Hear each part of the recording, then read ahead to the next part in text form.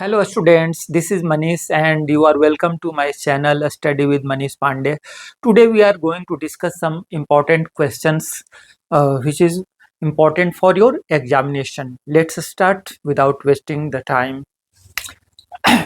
आज हम जो शुरुआत करने वाले हैं लॉन्ग वॉक टू फ्रीडम से शुरुआत करने वाले हैं और यह लॉन्ग वॉक टू फ्रीडम क्या है? लॉन्ग वॉक टू फ्रीडम हमारे नेल्सन मंडेला का ऑटोबायोग्राफी है, मतलब उनकी आत्मकथा है। तो the long walk to freedom is an autobiography of South African leader Nelson Rolihlahla Mandela. ध्यान दीजिए, इनका हम लोग ऐसे शॉर्ट में कहते हैं नेल्सन मंडेला, लेकिन इनका पूरा नाम है जो कि बोलने में भी थोड़ा सा कड़ा ही है, नेल्सन रोलिहला मंडेला। शॉर्ट में हम लोग नेल्सन मंडेला कहते हैं। और आप जानते हो कि अपार्थिड के खिलाफ ये बहुत स्ट्रगल किए, बहुत साल तक जेल में रहे और जब देश आज़ाद हुआ, जब साउथ अफ्रीका में डेमोक्रेसी आई, तो ही became the first president of South Africa from 1994 to 1999। ठीक है। और ये किस पार्टी के नेता थे? ये एएनसी के थे। ANC stands for African National Congress. ये ऑब्जेक्टिव में अक्सर पूछता है, इसलिए आप मिस मत कीजिएगा। ANC stands for African National Congress. इसी पार्टी के ये थे नेल्सन मंडेला। और ये the long walk to freedom से ही यह लेसन पूरा का पूरा लिया गया है जो कि आपको पढ़ना है। और वो क्या है? आत्मकथा है, ऑटोबायोग्राफी है। इसके बाद है 10th May is an autumn day because on this day South Africa were free from all discriminations। देखिए, उसमें 10th डे आया है, 10th डे को ऑटम डे। ऑटम डे का यहाँ अभिप्राय क्या है? ऐसे ऑटम माने तो पतझड़ होता है, लेकिन ऑटम डे यहाँ कहने का मतलब है कि बहुत अच्छा दिन। ठीक ना? क्यों अच्छा दिन कहा जा रहा है? क्योंकि इसी दिन साउथ अफ्रीका जो है तमाम तरह के डिस्क्रिमिनेशन से, तमाम तरह के भेदभाव से मुक्त हो गया। ठीक है। इसके बाद है व्हाट इज अपार्थिड। अक्सर यह क्वेश्चन पूछा जाता है, what is apartheid? Apartheid is a political system that separates people. Apartheid एक ऐसी राजनैतिक व्यवस्था है जो कि लोगों को क्या करती है? अलग करती है। किस आधार पर? On the basis of their race. नस्ल के आधार पर। रेस मतलब नस्ल। ऐसे रेस का हिंदी आप देखिएगा तो जात भी लिखा रहता है, लेकिन race is completely different from caste. Understand? उसके लिए जो शुद्ध शब्द आता है, हिंदी में आता है, वो है नस्ल। ठीक है। तो अपार्थिड को नस्ल भेद नीति भी कहा जाता है हिंदी में, या हाँ वही कहा जाता है रंग भेद की नीति, यानी चमड़ी के आधार पर, नस्ल के आधार पर जो भेदभाव, डिस्क्रिमिनेशन किया जाता है, वो अपार्थिड कहा जाता है। ठीक है। The ceremonies take place in, जब देश आजाद हो गया, जो प्रोग्राम होने वाला था, तो प्रोग्राम कहाँ हुआ? अक्सर यह क्वेश्चन पूछा जाता है, subjective and objective both. The ceremonies took place in the campus of Union Building of Pretoria। कहाँ आयोजित किया गया था? Campus of the union building of Pretoria में। और ये किस चीज का बना हुआ था? सैंडस्टोन का बना हुआ था। और वहाँ एमपी थिएटर में, याद रखिएगा, एमपी थिएटर माने वह थिएटर जो कि ओपन रहता है। ठीक है। आगे कह रहा है कि apartheid is like extraordinary human disaster. Apartheid जो है ह्यूमन डिजास्टर जैसा है। वो भी कैसा? एक्स्ट्राऑर्डिनरी, है ना, असाधारण। इसके बाद कह रहा है कि अकॉर्डिंग टू मंडेला कॉरेज वाज क्या? कॉरेज इज, आप कहिए इसको प्रेजेंट टेंस में ही लिख दिया जाए, बोल दिया जाए। नेल्सन मंडेला के अनुसार करेज क्या है? हिम्मत क्या है? Not the absence of fear. This is very remarkable important sentence given by Mandela. कह रहे हैं कि करेज एब्सेंस ऑफ फियर नहीं है, भय की अनुपस्थिति नहीं है, बल्कि ट्रियोम्फ ओवर इट, बल्कि उस पर विजय हासिल कर लेना है। आगे करें कि Mandela thinks love come more naturally to the human heart than hatred. देखिए बहुत बड़ी बात है, कह रहे हैं कि जो लव है, जो प्रेम है, जो स्नेह है, वो ह्यूमन हार्ट में नेचुरली आता है, जबकि जो हैट्रेड है, जो घृणा है, जो नफरत है, वो नेचुरली नहीं आता है मनुष्य के हार्ट में। आगे कह रहा है कि मंडेला जो है ट्विन ऑब्लिगेशन की बात किए हैं इस लेसन में, और यह बहुत, मैं कह रहा हूं ना कि मैं जो एक एक सेंटेंस जो मैं लिखा हूं वो इम्पोर्टेंट नहीं, बहुत बहुत इंपॉर्टेंट है, इसलिए don't miss even a single sentence written by me. Mandela twin obligation की बात कर रहे हैं, यानी दो प्रकार के दायित्व की बात कर रहे हैं, दो प्रकार के जिम्मेदारियों की बात कर रहे हैं। The first obligation is towards one's family, towards his one's parents.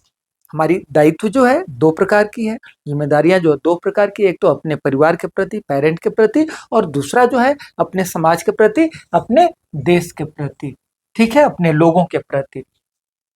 ठीक है, आगे है Africa. Africa became a democratic country on 26 April 1994। When Africa became democratic country on 26 अप्रैल 1994 को ये डेमोक्रेटिक कंट्री बनना, और जैसा कि मैं बताया कि ये फर्स्ट प्रेसिडेंट चुने गए और 1994 से 1999 तक ये रहे।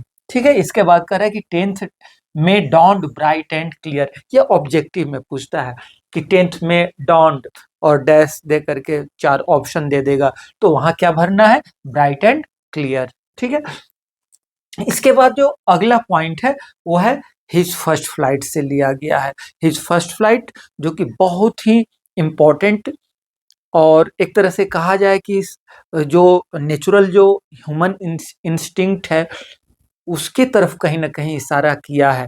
यद्यपि हिज फर्स्ट फ्लाइट जो है देखा जाए तो वो तो सीगल की चर्चा है, इसमें सीगल, उसके पेरेंट्स, उसके ब्रदर्स एंड सिस्टर्स की बात की गई है।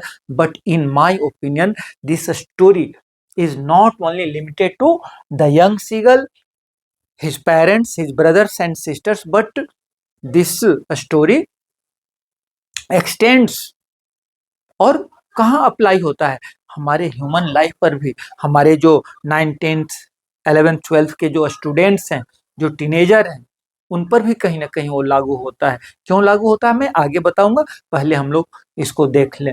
ठीक है, हिज फर्स्ट फ्लाइट किसके द्वारा लिखी गई है, हिज फर्स्ट फ्लाइट माने उसकी पहली उड़ान, है ना, ये लियाम ओ फ्लैहर्टी के द्वारा लिखी गई है। लियाम ओ फ्लैहर्टी जो है एक आयरिश शॉर्ट स्टोरी राइटर है, लेखक रहे हैं। ठीक है, कहाँ के, आयरिश, आयरलैंड के।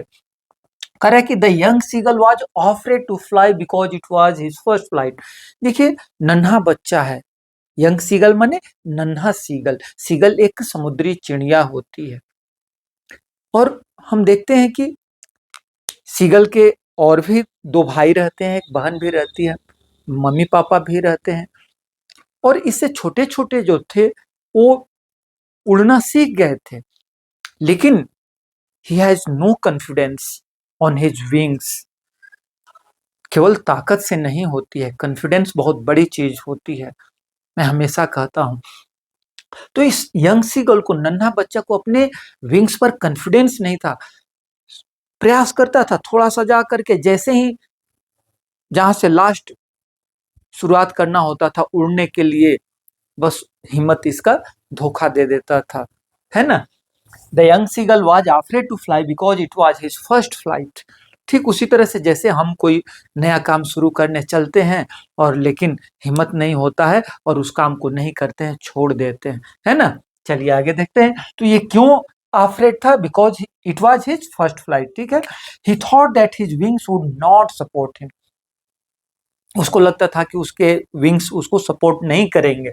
आगे कह रहा है कि the sight of the food maddened seagull because he was hungry. देखिए जब वो नहीं उड़ना सीखता है, लाख उसके मम्मी पापा प्रयास करते हैं, उससे जो छोटे भाई बंधु हैं, बहन है, वो सब जा करके उड़ना चालू कर देते हैं, जो जिनके पंख भी इससे छोटे हैं, सोचिए वो भी उड़ना सीख जाते हैं, और ये नहीं सीखता है क्योंकि कॉन्फिडेंस नहीं रहता है। अंत में इसके मम्मी पापा उसको छोड़ देते हैं, उसके अपनी स्थिति पर न खाना देते हैं न पीना देते हैं, जाओ भाड़ में जाओ। और वह बहुत, एक तरह से कहा जाए, यह पेरेंट्स के लिए भी सबक है कि अपने बच्चों को थोड़ा पैर पर खड़ा होने देना चाहिए, कॉन्फिडेंस उतना तो कम से कम होना चाहिए। तो इसके जो मम्मी पापा वो प्रतीकात्मक है, ऐसा मैं कह सकता हूँ। और छोड़ देते हैं, भोजन पानी कुछ नहीं देते, 24 आवर हो चुका रहता है, यंग सीगल के मुंह में कुछ भी नहीं गया रहता है। उसकी मम्मी एक बार लाती है और मछली, और इसको लगता है कि अब क्या मम्मी दे ही देगी, तब तक से ललचा देती है, ये गिरने लगता है। इसके बाद अब तो गिरने लगता है, तो अब तो बचाना पड़ेगा ना अपने आप को, और प्रयास करता है, एंड ही वॉज सक्सेसफुल। ठीक है, तो ये कह रहा है कि the sight of food maddened seagull because he was hungry. The young seagull was alone because his two brothers and sister had already flown. मैं ऑलरेडी बता चुका हूँ कि वो जो इनके भाई बंधु थे, बहन थे, वो ऑलरेडी सीख गए थे। वो जा करके अपना समुद्र में अपना खेल रहे हैं, कूद रहे हैं, मछली पकड़ रहे हैं, खा रहे हैं, पी रहे हैं, इंजॉय कर रहे हैं। And the young seagull is sitting lying on the leech, है ना। आगे कह रहा है his parents had taught 2 lessons before. पहले ही 2 लेसन इसके पेरेंट्स इसको बता चुके थे, सिखा चुके थे। The first lesson was how to skim the waves. अब वेव्स हैं, तरंगे आ रही हैं, तो कैसे उसको ऐसे फाड़ देंगे, कैसे उससे बचाव करेंगे। And how to dive for fish, और मछली को पकड़ना है तो कैसे डुबकी लगाएंगे, है ना। तो चलिए ठीक है, इसके बाद और हम लोग कुछ देखते हैं। और देखिए ये सब के सब इम्पोर्टेंट पॉइंट है, आप लोग जरूर इसको देखिए और इसको शेयर कीजिए। मेरा चैनल सब्सक्राइब कीजिए, लाइक कीजिए, कमेंट कीजिए, और निश्चित रूप से आपका बहुत बढ़िया मार्क्स आएगा। तो चलिए आगे और कुछ पॉइंट हम देखते हैं। आगे और हम देखते हैं, When he finally took his first flight, he felt the joy of flying and realized that he could soar through the air like his family. शुरू में तो भयभीत था, उसको कॉन्फिडेंस नहीं था, लेकिन जब वो फाइनली फर्स्ट फ्लाइट उसका हो गया, प्रथम उड़ान उसका हो गया, तो बहुत खुश होता है, बहुत आनंदित हो जाता है। और अब उसको रियलाइज हो गया कि ही कुड सोर through the air like his family, की जैसे उसके परिवार वाले, मम्मी पापा, भाई बंधु सब आसमान में उड़ते हैं, सब कुछ करते हैं, उस तरह से ये भी वैसे कर पाएगा, एंजॉय कर पाएगा। इसके बाद आगे जो लेसन है वो ब्लैक एरोप्लेन से है। और ब्लैक एरोप्लेन के बारे में आप जानते हैं कि एक नौजवान है जो कि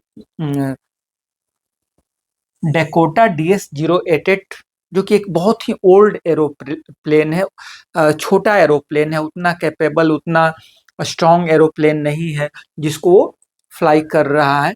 और होता क्या है, वो जाना चाहता है कि वो समय से चल जाएगा, हॉलीडे एंजॉय करेगा अपने पेरेंट के साथ। क्या करेगा वो, लंच करेगा, ब्रेकफास्ट करेगा, लेकिन बीच में क्या हो जाता है, आसमान में उसको डार्क क्लाउड दिखाई पड़ जाता है, स्टॉर्मी डार्क क्लाउड, एकदम आंधी तूफान ब्लैक, और उसमें वो फंस जाता है। वैसे वो चाहता तो पेरिस लौट भी सकता था, लेकिन पेरिस से वो 150 किलोमीटर आगे बढ़ चुका था, और वो सोच रहा था कि ऐसे क्या कहते हैं कि उसमें फ्यूल भी कम था, ये भी एक बात थी। दूसरी बात जो थी कि वो अपने फैमिली के साथ रहना चाहता था हॉलिडे पर, इसलिए वो रिस्क ले लेता है। उसको पता है कि उसका जो ओल्ड डेकोटा DS-088 है उतना स्ट्रॉन्ग नहीं है, उतना मजबूत नहीं है, पावरफुल नहीं है उसका इंजन कि वो क्लाउड के ऊपर से उड़ा सके और पार कर सके, उतना वो सब था नहीं। वो सोचता है कि चलो इस स्टॉर्मी क्लाउड में ही घुसाते हैं, और वो एक बहुत बड़ा रिस्क ले लेता है। तो आइए उसके बारे में कुछ पॉइंट्स हैं, हम लोग डिस्कस करते हैं। Black aeroplane has been written by Frederick Forsyth. किसके द्वारा लिखा गया है? फ्रेडरिक फॉर्सिथ के द्वारा लिखा गया है। और प्लेन का नाम क्या है? डेकोटा DS-088 है। हमेशा पूछता है ऑब्जेक्टिव में, आप लोग भी याद रखिएगा। इसके बाद है I will take the risk was said by the narrator. कौन कहता है कि I will take the risk, मैं रिस्क लूंगा? यह नरेटर कहता है, मतलब जो पायलट है वो कहता है, ठीक ना। और क्या रिस्क था? रिस्क था कि जो स्टॉर्मी क्लाउड था, डार्क क्लाउड था, उससे हो करके अपने प्लेन को गुजारना, उसी को कह रहा है कि I will take the risk, है, ठीक है ना। और आपको पता है कि उसका सब जो इंस्ट्रूमेंट है वो फेल कर जाता है ना। क्या क्या फेल कर जाता है? उसका कंपास एंड रेडियो दोनों फेल कर जाता है ना। कंपास जिससे कि डायरेक्शन का पता चलता है, रेडियो जिससे कि कम्युनिकेशन हो पाता है, और दोनों फेल हो गया था, है ना। चलिए आगे देखते हैं। तो ये कौन सा रिस्क था? रिस्क था उस फ्लाइंग एरोप्लेन को उड़ाना थ्रू द स्टॉर्मी क्लाउड्स। इसके बाद है आई लैंडेड। आपको पता है कि स्टॉर्मी क्लाउड में वो घुसा दिया, सब कुछ इसका जो इंस्ट्रूमेंट्स है, टूल्स है, वो फेल कर गया। चारों तरफ एकदम डार्क ही डार्क था। अब करे तो क्या करे? तब तक अचानक देखता है कि मेरे प्लेन के बगल में ही एक दूसरा प्लेन है, ब्लैक एरोप्लेन है। उसका जो पायलट है उसको हाथ दिखा रहा है, इशारा कर रहा है कि फॉलो मी, मेरे पीछे पीछे आ जाओ। और ये क्या करता है? I was very happy to go behind the strange aeroplane like an obedient child. जैसे कि कोई ओबेडिएंट चाइल्ड होता है, आज्ञाकारी बच्चा होता है, अपने पेरेंट का बात मानता है, उस तरह से उस ब्लैक एरोप्लेन में जो पायलट था, हाथ हिला करके इशारा किया, बोला कि मेरे पीछे पीछे आ जाओ। और ये बिल्कुल अपने एरोप्लेन को उसके पीछे पीछे लगा दिया। और दूसरा कोई उपाय भी तो नहीं था, ये भी बात है। आगे करे कि I landed and was not sorry to walk away from the old Dakota. जब वहां तूफान से निकल जाता है और अचानक बादल में जाते जाते अचानक देखता है कि अरे ये मैं कहाँ आ गया, ये तो हवाई पट्टी दिखाई पड़ रहा है ना। तो वहां अपने ओल्ड डेकोटा को लैंड करा देता है। इसके बाद उससे बाहर निकल करके जाता है और वहाँ क्या कहते हैं, कंट्रोल रूम में जा करके एक महिला से पूछता है कि यार वो जो ब्लैक एरोप्लेन था वो कहाँ है, उसका पायलट कहाँ है? तो वो मुस्कुराती है, आश्चर्यचकित भी होती है कि कौन सा एरोप्लेन की बात भाई कर रहे हो, ये तो तुम्हारी ही केवल एक इकलौती एरोप्लेन थी, उस तूफान में जो फंसी थी, और कोई दूसरा नहीं था, है ना। तो ये जो ओल्ड डेकोटा जो प्लेन थी, यह बहुत ही वीक ओल्ड थी। वो तो कैसे कैसे वो उसका जान बचा पायलट का। तो वहां जब लैंड करा देता है, उससे बाहर निकलता है और उसको छोड़ करके आगे बढ़ जाता है बिना अपने प्लेन की परवाह किए बिना। उसी को कह रहा है कि I landed and was not sorry. मैं लैंड कर गया और बिल्कुल सॉरी नहीं था to walk away from the old Dakota. Old Dakota से बाहर निकल, ये कौन कहता है? नरेटर कहता है, यानी कि पायलट कहता है, क्योंकि he is glad to have safely landed, क्योंकि वो उसको खुशी है कि वो तो सेफली लैंड कर गया है। और be able to leave the old unreliable plane behind.